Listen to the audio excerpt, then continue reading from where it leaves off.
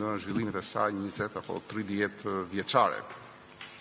Kriteret kryesore që përcaktuam ishin efikasiteti i administratës, qëndrueshmëria financiare, demokracia dhe përfaqësimi, zhvillimi ekonomik, aksesi i qytetarëve në shërbime.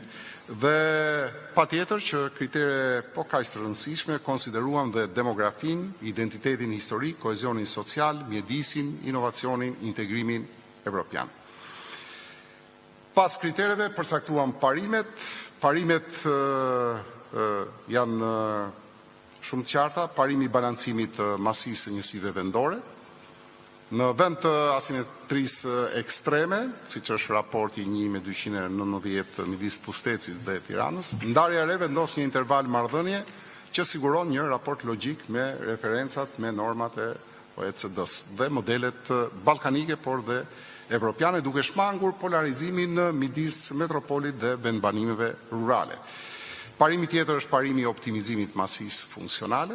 Njësitë e reja dimensionohen sipas kriterit masisë optimale për efikasitet administrativ dhe shërbimesh, jo më të nështruar ndaj kufive të vjetruar të censusit të 2011-s.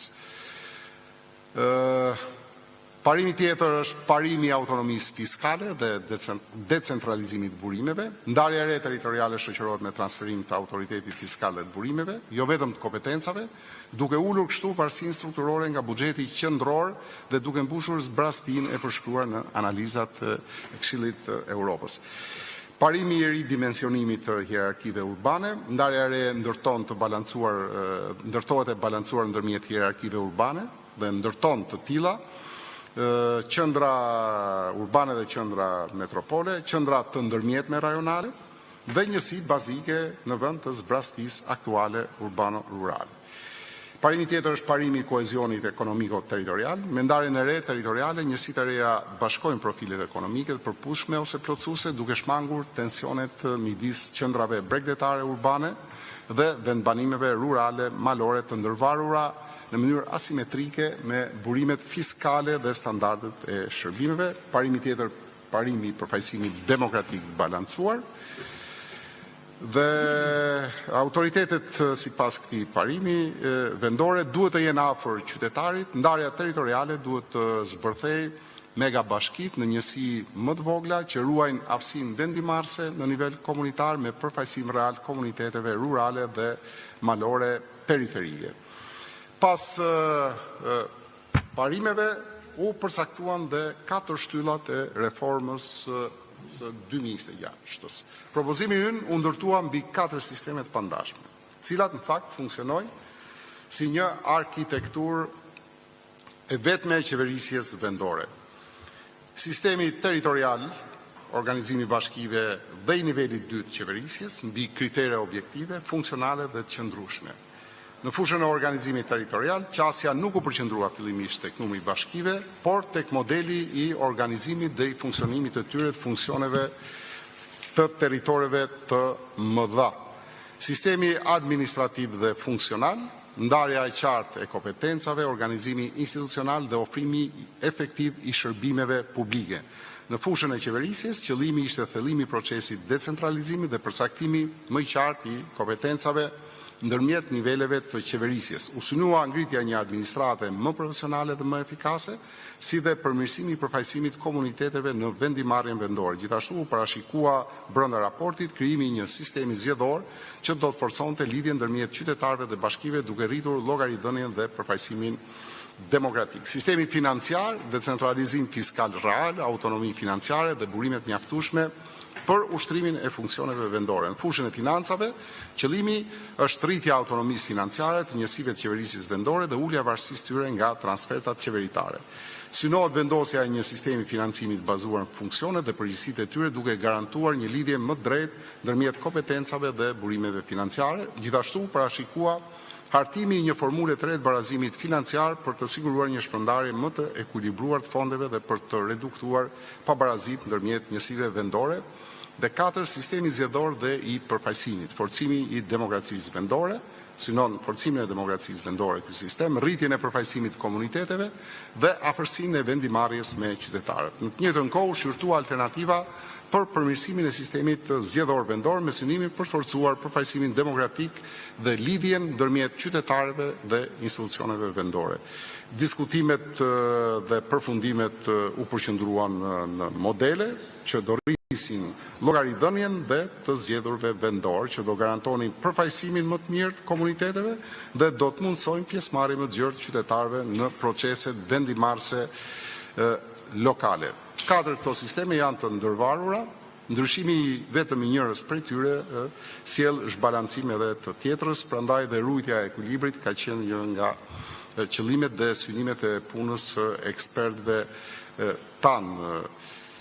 Gjithashtu u përcaktua dhe u dakordësua që propozimet konkrete për organizim territorial paraqiten vetëm pas miratimit kritereve dhe metodologjisë përkatëse. Për çdo bashki të re të propozuar u parashikua hartimi një karte arsyetimi e mbështetur në analiza territorit, popullsisë, identitetit, potencialit ekonomik, kapaciteteve financiare, ofrimit shërbimeve, aksesit qytetarëve, përfaqësimit demokratik dhe të një raporti kosto-përfitim. Kjo qasje synon të garantoj që asnjë propozim territorial të mos paraqitet pa një vlerësim të plotë të fizibilitetit dhe qëndrueshmërisë së tij. Për ne, harta e re territoriale do të prezantohet në përfundim të procesit. Sigurisht ka një parakalim, sepse ky parakalim erdhi për shkak të mënyrës sjelljes së Partisë Socialiste, por në të gjithë punën e tij komisioni ka konsideruar të gjithë këte metodologji, kritere, parime dhe sisteme, të cilat në pas kanë produktuar dhe modelin që ne paraqisim sot. Ka pasur disa debate mbi disa modele. Modeli aktual që ka triumfuar mbështetet në një numër të caktuar bashkish, por qëllimi kryesor i reformës son nuk ka qenë numri i bashkive. Qëllimi kryesor, siç dhe unë e parashtrova, ka qenë ulja e largësisë së qytetarit nga pushteti vendor, rritja e përfaqësimit të tij, rivendosja e llogaridhënies dhe garantimi i zhvillimit të një trajtshëm ekonomik për të gjitha bashkitë. Ndryshe nga mënyra si e solli projektin Partia Socialiste, ne nisemi nga qytetari, nisemi nga decentralizimi dhe i kompetencave dhe ai financiar, për të arritur më pas tek harta që është produkti ynë i fundit. Partia Socialiste u nis nga harta për ta mbushur pastaj me të njëjtin fjalor, me të njëjtat parashtrime, cilat i ka përdorur dhe në 2014 dhe që dhanë këtë rezultat katastrofik që ne e prekim sot. Nuk kemi mjaftuar vetëm me këtë, edhe në nivelet dhe financiare dhe ligjore kemi përcaktuar ndërhyrje të domosdoshme, të cilat e bëjnë të zbatueshme dhe rezultative projektin që ne propozojmë. Në projektin ton ne synojmë rikthim të kompetencave, të funksioneve, të përgjegjësive të qeverisjes vendore, me theks prioritar tek decentralizimi, që është kryesori. Projekti i ri i Partisë Demokratike, veç hartës së re, synon një reformë të thellë institucionale, ku decentralizimi real realizohet përmes rikthimit të kompetencave, funksioneve, përgjegjësive dhe burimeve financiare tek njësitë e vetëqeverisjes vendore. Në këtë mënyrë kërkohet ndërtimi i një sistemi të qeverisjes vendore që respekton Kushtetutën, Kartën Europiane të Autonomisë Vendore dhe parimin e subsidiaritetit, duke garantuar shërbime publike më pranë qytetarëve, demokraci lokale më të fortë dhe zhvillim të qëndrueshëm të territorit. Fushat ku do rikthehen kompetencat janë përcaktuar: planifikim zhvillimi i territorit, furnizim me ujë kanalizime, menaxhim i mbetjeve, rajonalizim, i cili është i domosdoshëm, ndoshta këtu është ajo kërkesa e BE-s, rajonet do të marrin kompetenca të reja në rast se vendoset një gjë e tillë në përfundim të procesit, pas dëgjesave me qytetarët, dhe do merren me zhvillim rajonal, fondet e BE-s, arsimin, shëndetësinë, menaxhimin rajonal të mbetjeve dhe koordinimin ndër bashkiak.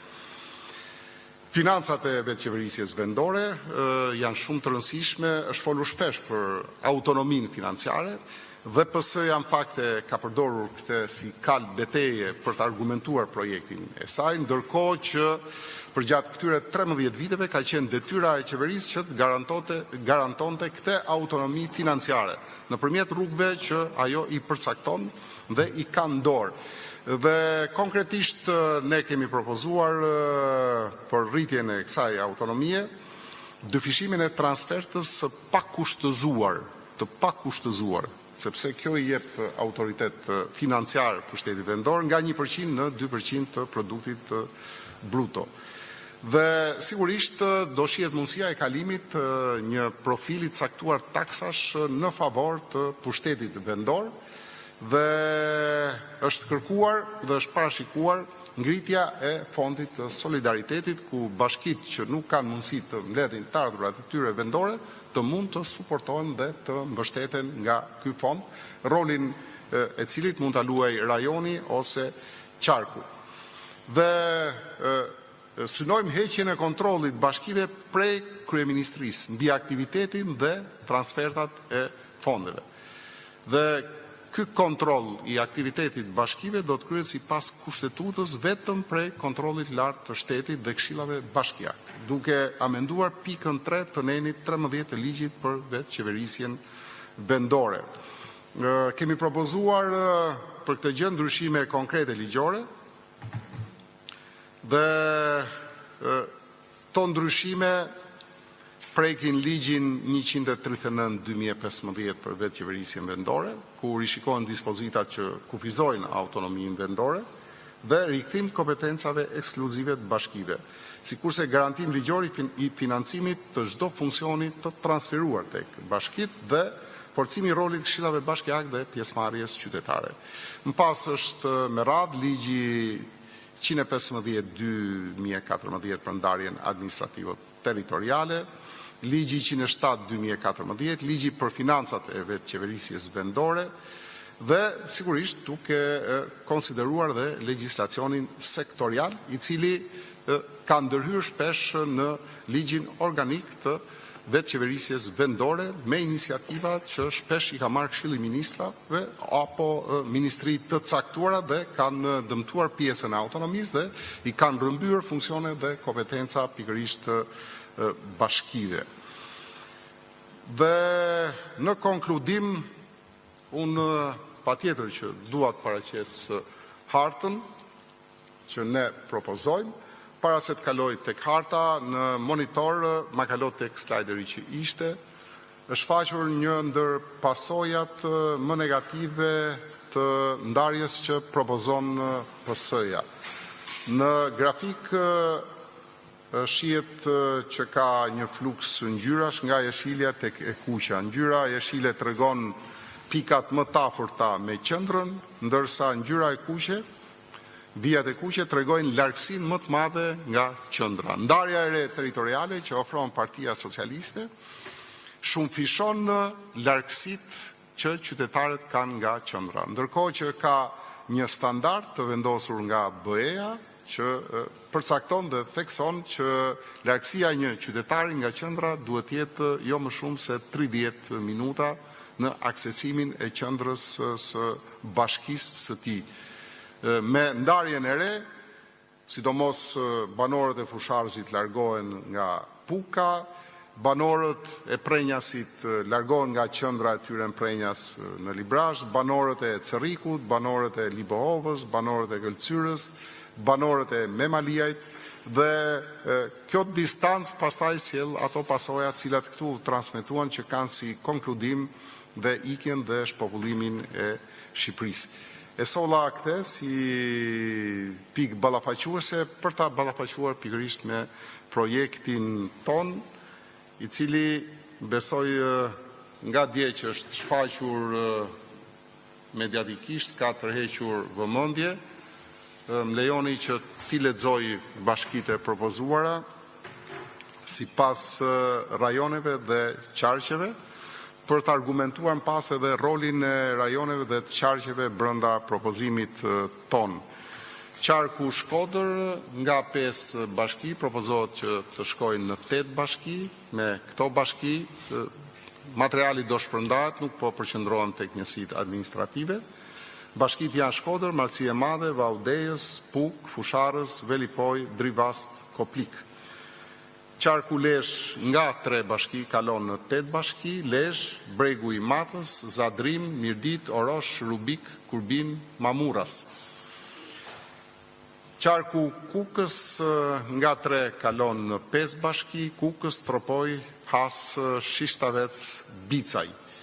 Qarku Dibër nga 4 kalon në 8 bashki, Dibër, Mad, Bulqiz, Klos, Maqellar, Shupens, Kastriot dhe Lur. Qarku Durrës në 5 bashki, Durrës, Sukt, Shijak, Kruj, Fushkruj. Qarku Tiran nga 5 bashki në 10 bashki, Tiran, Kamës, Vor, Kavaj, Rogozhin, Petrel, Kashar, Dajt, Arban dhe Ndroq. Qarku Elbasan nga 7 kalon në 9 bashki, Elbasan, Peqin, Belsh, Cerik, Gramsh, Librasht, Prenjas, Bradashesh, Shpat. Qarku Korç kalon nga 6 në 10 bashki, Korç, Maliq, Pogradec, Devol, Pustec, Ersek, Voskopoj, Pojan, Leskovik, Mokër. Qarku Fier nga 6 në 12 bashki, Fier, Patos, Roskovec, Lushnje, Divjak, Ardenic, Krutje, Dushk, Malakastër, Fratar, Levan dhe Cakran. Qarku Berat nga 5 bashki në 7, Dimal, Kuçov, Berat, Poliçan, Skrapar, Otlak, Shpirak. Qarku Vlor nga 7 në 11, Vlor, Selenic, Himar, Orikum, Amantia, Saran, Delvin, Finiq, Konispol, Ksamil, Novosel. Qarku Gjirokastër mbetet me 7, nga 7 që është aktualisht, Gjirokastër, Libov, Dropull, Memaliaj, Tepelen, Këlqyr, Përmet. Këto janë bashkit të listuara sipas tabelës dhe të paraqitura dhe në hartën që ne kemi përgatitur dhe është realizuar nga ekspertët tanë. Dhe për ta përmbyllur, unë dua t'i referohem procedurës, sepse mund të linë një pyetje, po ju keni një projekt, ndërkohë PS-ja ka një projekt. Nuk janë produktet komisionit, as njëra dhe as tjetra, pavarësisht se PD-ja është munduar të respektoj, siç unë e përsaktova, të gjithë rrjedhën e etapave të përcaktuara në projekt kalendar, sepse duhet ishte ky raport vlerësimi që të prodhonte raportin përfundimtar. PS-ja nuk e ka bërë një gjë të tillë, ne e kemi bërë, por gjithsesi, përderisa jemi në këtë pikë të punës së komisionit të dështuar me qëllim nga PS-ja, ne konsiderojmë që dhe propozimi ynë nuk është produkt i plot i komisionit, por ka vlerën e produktit të këtij komisionit për shkak të hapave të ndjekura, të sondazhimit publikut dhe të atyre që unë i parashtrova më përpara, ku theksova kontaktet që deputetët drejtuesit politik kanë pasur me zonat dhe me banorët për t'i marrë atyre mendimet. Duke qenë se kjo është një reformë shumë e rëndësishme. Kjo reformë nuk mund kaloj me vota në parlament, sepse do ishte një reformë tërësisht, siç ata e kanë bërë, fakt siç e kanë parapërgatitur, politike dhe nuk do t'i shërbente vendit. Parlamenti nuk ka autoritet pas përfundimit punës komisionit të shqyrtojë një produkt që i vjen nga një grup deputetësh, sepse nuk është çështje procedure, është çështje demokracie. Kjo nuk është thjesht se duam një procedurë. Produkti nuk ka autoritet moral, politik, parlamentar, kushtetues dhe nuk mund të kaloj në përmjet parlamentit. Çfarë ndodh? Kushtetuta jon parashikon referendumet. Karta Europiane Autonomisë Vendore parashikon referendum. Në 108.2 e kushtetutës është kategorik.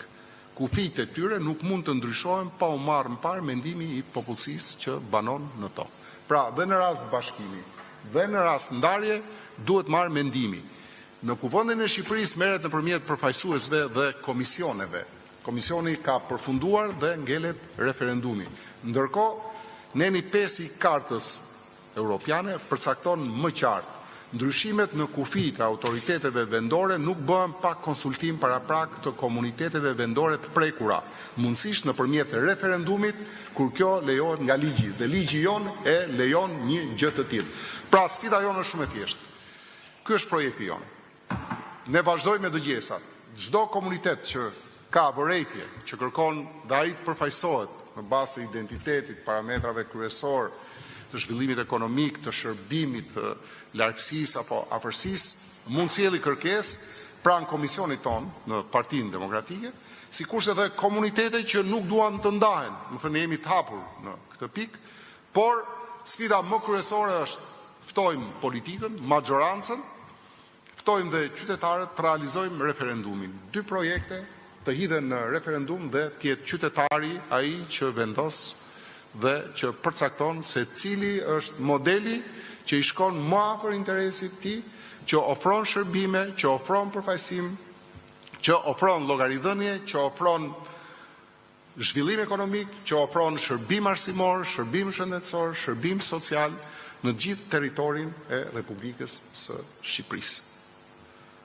Faleminderit. Pyetje? Po.